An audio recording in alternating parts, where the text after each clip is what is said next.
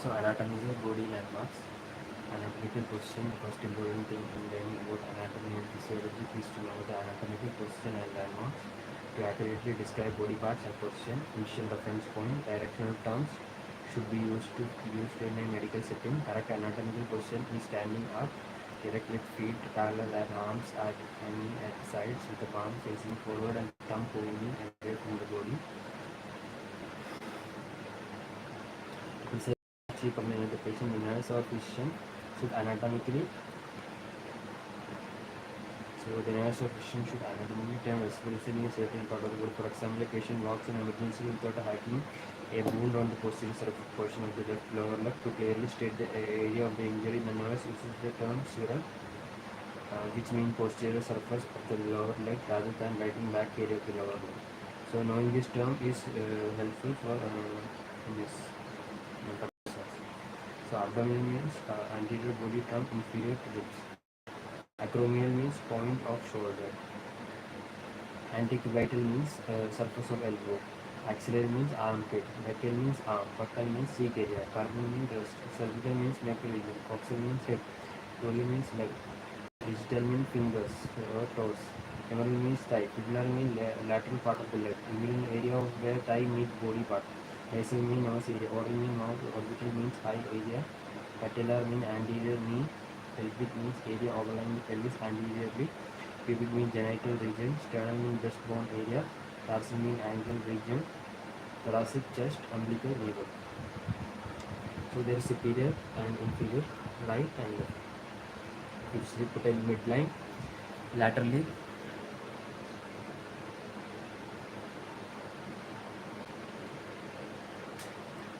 we can see that there is a midline and lateral distal. So these are the parts. Posterior landmarks are heel of the foot, head, curve, cephalic head. Cephalic means head. Deltoid means curve of shoulder formed by large deltoid muscle. Femur means thigh. Gluteal means buttock. Lumbar means area back, ribs and hips. Occipital means posterior surface of the head. Polycranial means posterior surface of elbow. Popliteal means sacral. Popliteal means sacral. Scapular means shoulder blade region. Sural means posterior surface of lower leg. Vertebral means area of spine. Plantar means solar floor. So these are the positions. Next is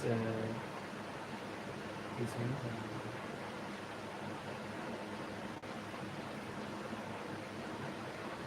So we discussed abdominal aortic aneurysm, abdominal hysterectomy, plasty, aplastic base imbalance, acromegaly, acute bronchitis, acute peritonitis, acute renal failure, acute renal respiratory distress, Addison disease, Christian disease, alpha-fetoprotein, Alzheimer's disease, amyotrophic lateral sclerosis, anatomical body landmarks, which is angina pectoris. So what is angina? Angina means inside the angina means pain. So inside the chest there is pain. So this is due to myocardial ischemia caused by inadequate myocardial blood oxygen supply. Angina is caused by imbalance between oxygen supply and demand, causing included obstruction of blood flow because of atherosclerosis, coronary artery spasm, condition increasing myocardial oxygen consumption. Goal of the treatment is to provide relief of an acute attack. To correct the imbalance between myocardial oxygen supply and demand, prevent the progression of the disease, and further attacks to reduce the risk of MI. Patterns of angina. Stable angina is also called exertional angina. So stable angina occurs with activity that involves exertion or emotional stress and is relieved with the rest or nitroglycerin. So how this pain is occurred? Pain is occurred due to the myocardial and inadequate blood myocardial blood and oxygen supply. Angina is caused by imbalance between oxygen supply and demand, causing include obstruction of coronary blood flow because of atherosclerosis, coronary artery spasm, condition increasing myocardial oxygen consumption. The goal of treatment is to provide relief of acute attack, correct the imbalance between myocardial oxygen supply and demand, prevent the progression of disease, and further attack to reduce the risk of MI. Stable angina. Stable angina also is called exertional angina. So stable angina occurs with activities that involve exertion or emotional stress and is related with rest or nitroglycerin. Stable angina usually has a stable pattern of onset, duration, severity, and relieving factors. Unstable angina. So stable angina is also called exertional angina. So insufficient blood is flowing to the heart muscle because of coronary artery may cause this chest pain. So there is plague in the coronary artery unless oxygen is going to the heart and heart is chest is experiencing pain. So severity will increase over time and pain is not relieved with nitroglycerin. Next is variant angina. Variant angina also is called presmetal or vasospastic angina. Variant angina results from coronary artery spasm. Variant angina may occur at rest. That may be associated with ST segment elevation noted on the electrocardiogram. Intractable angina is chronic capacitating angina that is unresponsive to interventions. Pre-infarction angina. Pre-infarction angina is associated with acute coronary insufficiency. So there is one first type is stable angina, next is unstable angina. Stable angina is also called pre-infarction angina. Unstable angina occurs with a unpredictable degree of exertion or emotion and increase in occurrence, duration and severity over time. Pain may be relieved with nitroglycerin. So the pain will this is occurring due to unpredictable degree of exertion, emotion and increase in occurrence or duration and severity over time. So unstable angina is also known as pre-infarction angina or during angina. It's also called presmental or vasospastic angina. Variant angina results from coronary artery spasm. So what happens with the muscle spasm? Muscle is spasmodic and attacks associated with ST segment elevation noted by electrocardiogram.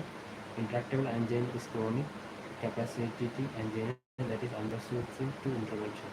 Pre-infarction angina. Pre-infarction angina is associated with acute coronary insufficiency. Pain will last for 15 minutes. Pain symptom worse than cardiac ischemia.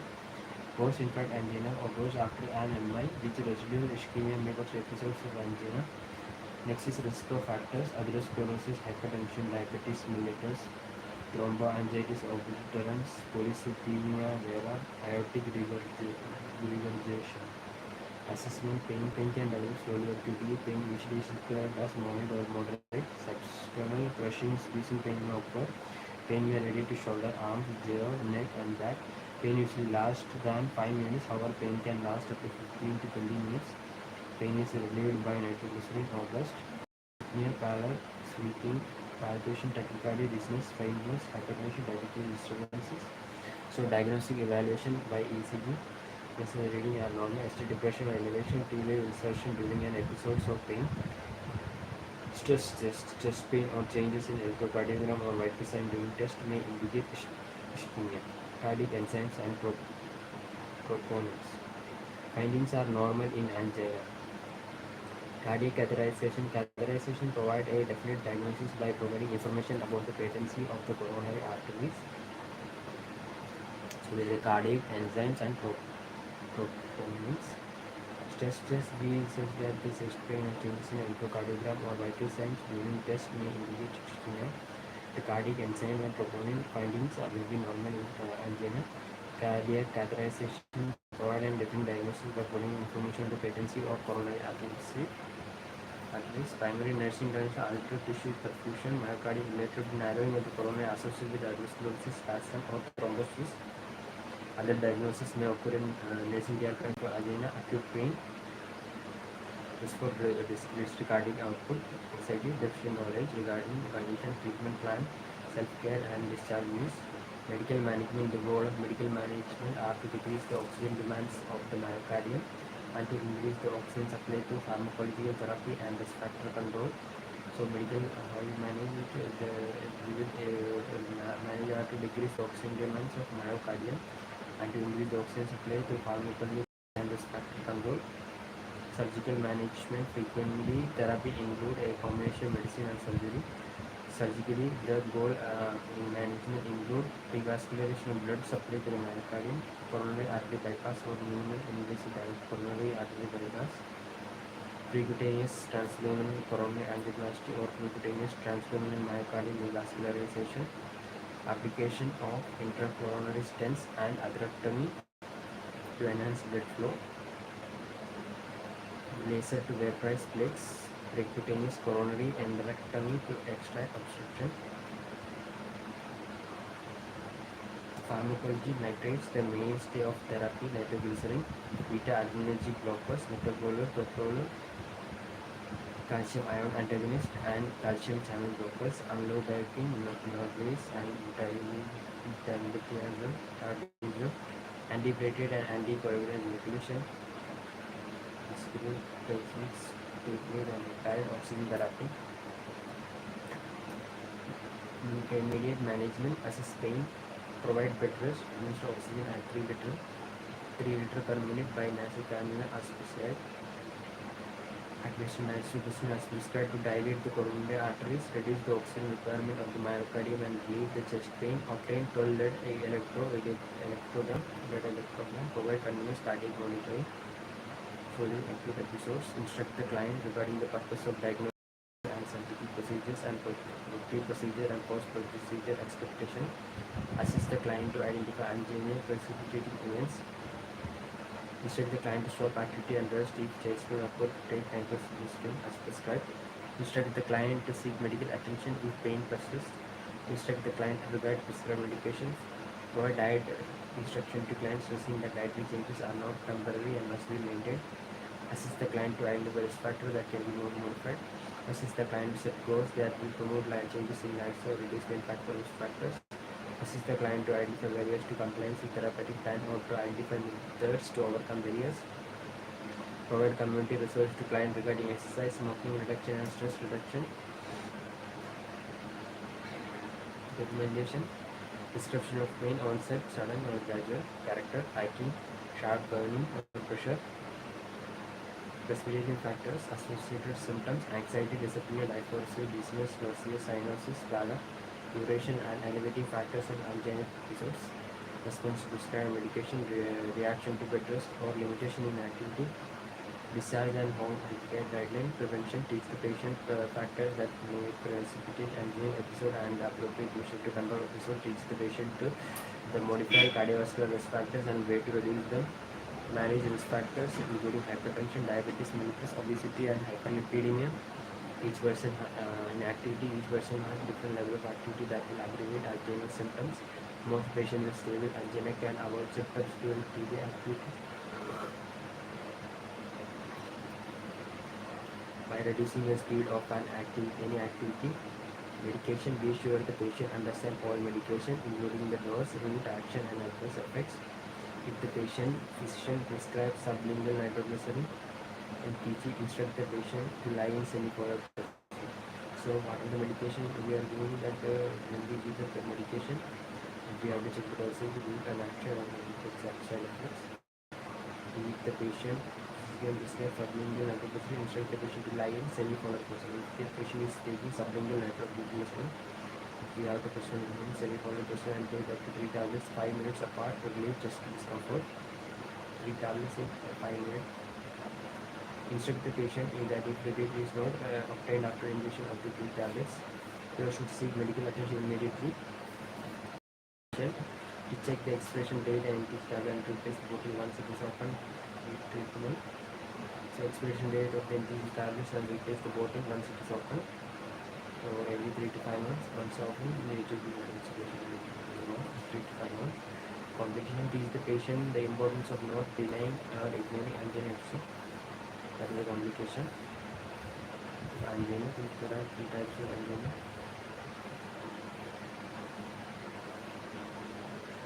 They are stable, unstable, variant, intractable, pre-infarction, post-infarction. Stable is also known as exceptional. Unstable is also pre-infarction. Variant is also known as vasospastic. Intractable is chronic, that means angina that is unresponsive to intervention. Pre-infarction angina is also associated with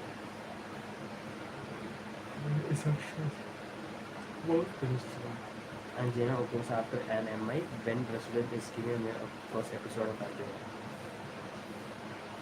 Angina is stable. Okay. Postmenopausal by oxygen.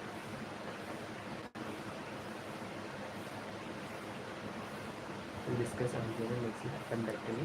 Appendectomy is appendix definition is given that the excision of the appendix usually performed to remove an acutely inflamed organ. Many surgeons perform an appendectomy as a prophylactic procedure when operating in the abdomen for other reasons. This procedure is referred to as incidental appendectomy. So the definition is given that the excision of the appendix. So appendix collect all the dust molecules from the small intestine like stones or any other metals.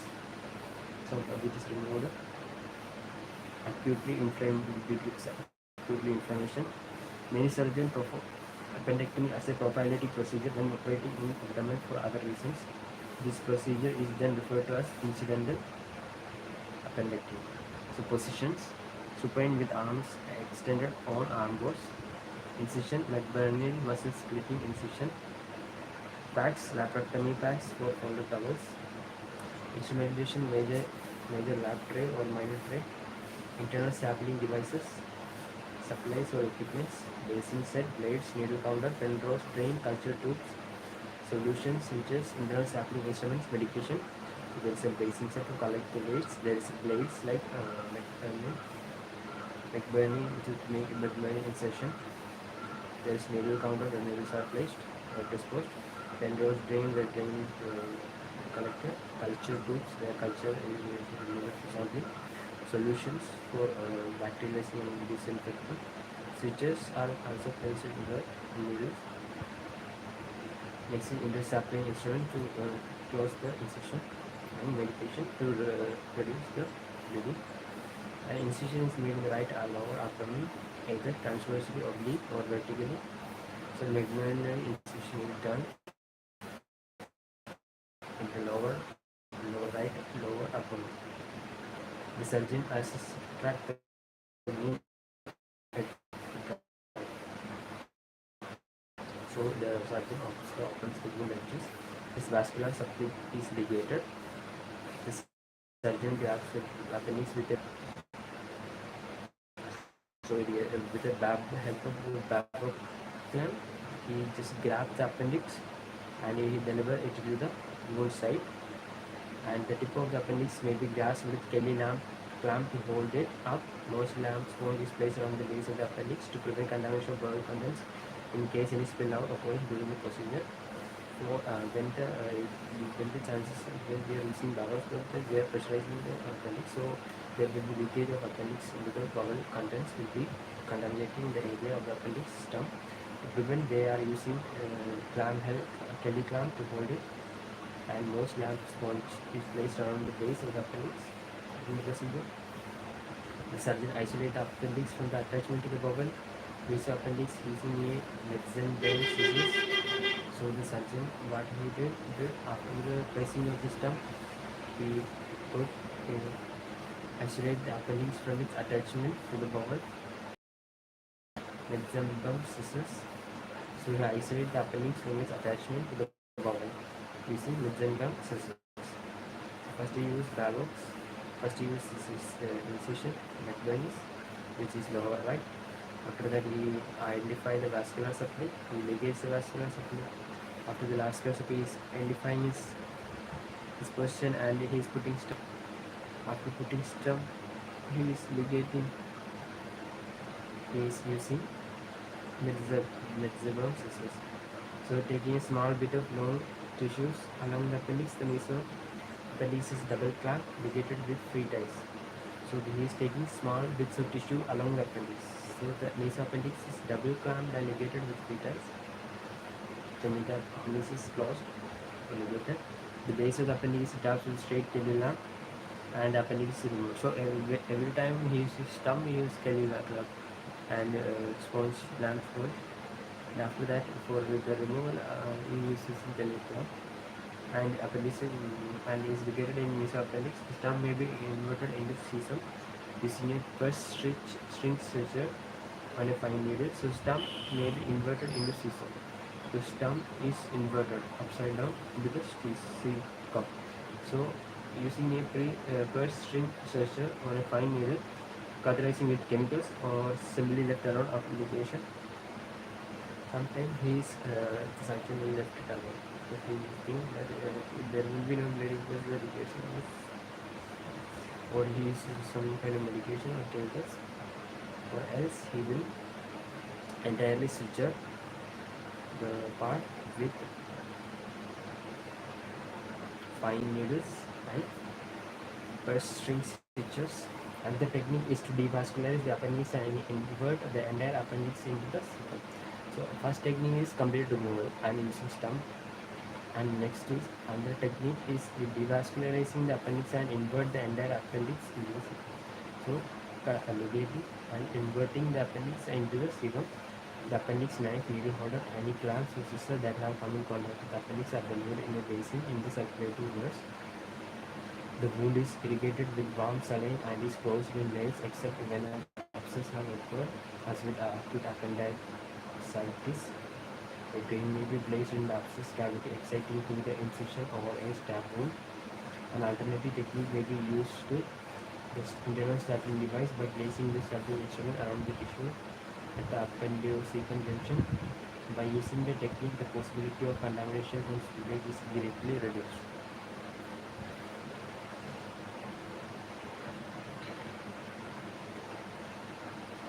So the wound is irrigated with warm saline.